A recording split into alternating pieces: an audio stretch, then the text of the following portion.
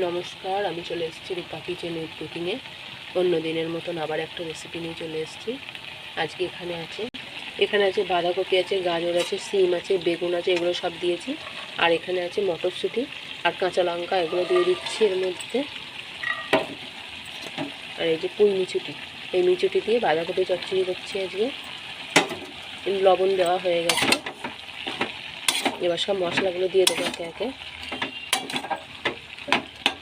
এখানে মশলা দেওয়া হয়ে গেছে, এখানে হলুদ, এখানে জিরের গুঁড়ো, এখানে লঙ্কার গুঁড়ো দেওয়া হয়ে গেছে। এবার ভালো করে এটাকে নেড়ে নেবো, দিয়ে চাপা দিয়ে রেখে দেবো। এবার এটাকে চাপা দিয়ে রাখবো।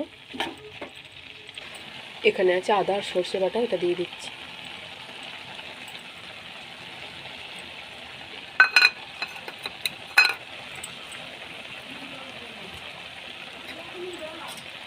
এই যে মশলা দেওয়া হয়ে গেছে, এবার আবার কিছুক্ষণ চাপা দিয়ে রেখে দেবো।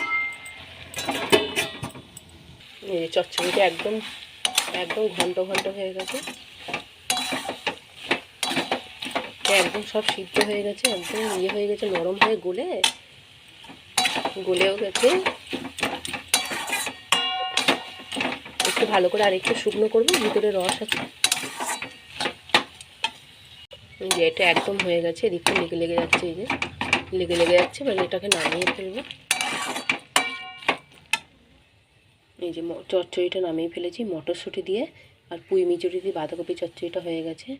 অবশ্যই ভিডিওটা প্রথম থেকে শেষ পর্যন্ত দেখবেন, খুব সুন্দর হয়েছে। কেমন হয়েছে অবশ্যই জানাবেন, ভালো লাগলে একটা লাইক করবেন। আজকের রেসিপি এই পর্যন্তই, পরের দিন আবার অন্য রেসিপি নিয়ে চলে আসবো।